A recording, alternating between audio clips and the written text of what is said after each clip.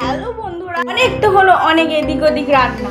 গরম তো খুবই পড়েছে, সেজন্য কালবৈশাখীও হচ্ছে আর টুকটাক করে আমও পড়ছে। তাই আমি এখান থেকে নিয়ে এসেছি অনেকগুলো আম। তার মধ্যে থেকে আমি 4টে আম নিয়ে আজকে করবো আমের জেলি। চলুন রেসিপিটা শুরু করা যায়। আমাদের লাগছে কয়েকটা গোটা মশলা, সেটা আমি দেখিয়ে দিচ্ছি। লাগছে কয়েকটা তেজপাতা, 2 টেবিল চামচ মৌরি, 1/2 টেবিল চামচ কালো জিরে, লাগছে কয়েকটা লবঙ্গ, এলাচ, দারচিনি, আর লাগছে 3টে শুকনো লঙ্কা। আমি এখানে মৌরিগুলোকে একটু সামান্য গরম করে নেব। তো বন্ধুরা, আমি কিন্তু মৌরিটাকে ব্লেন্ডারে দিয়ে একটু গুঁড়ো করে নিয়েছি। তো এবার আমি আমগুলোকে দেখুন এরকম সাইজের করে কিন্তু ছোট ছোট করে কেটে নিয়েছি। এবার এগুলোকে আমি ব্লেন্ডারে দিয়ে সামান্য একটু কুড়ে নেব। আমি এখানে এই আমগুলোকে বেটে নিয়েছি ব্লেন্ডারে দিয়ে। তো আমার এরকম 750 গ্রাম মতো হয়েছে। তার জন্য আমি এখানে চিনি দেব, যেমন মিষ্টি হবে সেরকম মতোই চিনি দেব।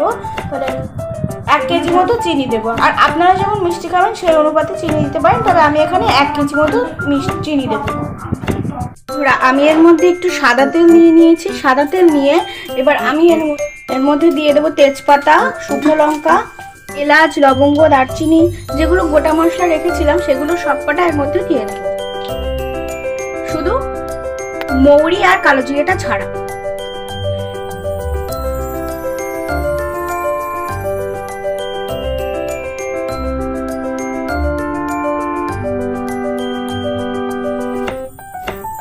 এবার এর মধ্যে আমি অল্প দিয়ে দিলাম কালো জিরে। এবার আমি দিয়ে দেব বেটে রাখা আমের কাঁচগুলো। এবার এগুলোকে আমি আস্তে আস্তে নেড়ে নেব, নেড়ে মিশিয়ে নেব। এবার এর মধ্যে আমি দিয়ে দেব সামান্য হলুদ গুঁড়ো, পরিমাণ মতো লবণ,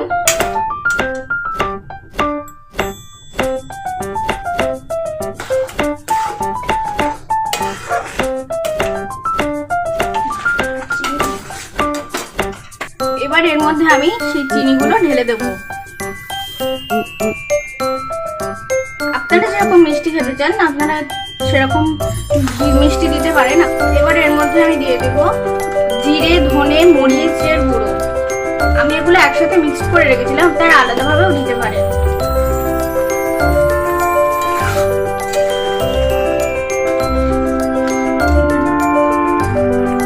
এটাকে আমরা অনবরত নাড়তে থাকবো যতক্ষণ না এটা ঘন হয়ে আসে।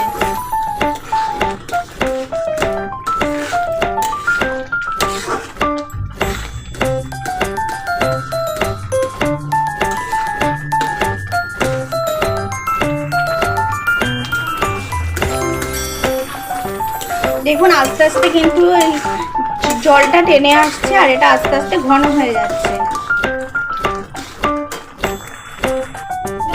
এবার এর মধ্যে আমি মৌরিগুলো দিয়ে দেব।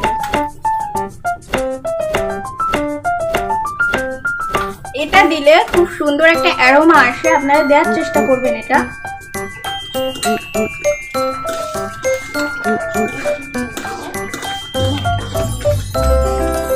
এবার এর মধ্যে আমি দিয়ে দেব একটু লঙ্কার গুঁড়ো,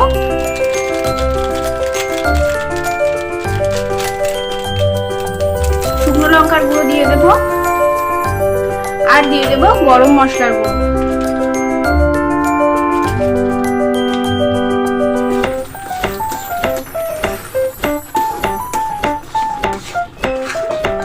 আপনারা মাঝে মধ্যে একটু টেস্ট করেও দেখতে পারেন এটা কেমন হয়েছে।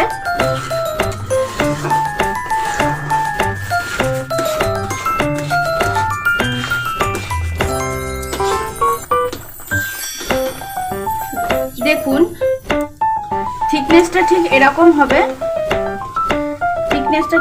হবে, মানে তুললেও পড়বে না, এরকম হবে থিকনেসটা। তখন আপনারা এটা কিন্তু তৈরি হয়ে গেছে আমের জেলি। এটা আপনারা রুটি, পরোটা, সিঙ্গাড়া দিয়েও খেতে পারেন আর শুধুও খেতে পারেন। দেখুন টেক্সচারটা কিন্তু এরকম হয়েছে। এটা আপনারা পাউরুটি দিয়েও খেতে পারেন। তো আজকে এই পর্যন্ত, দেখা হবে পরের ভিডিওতে।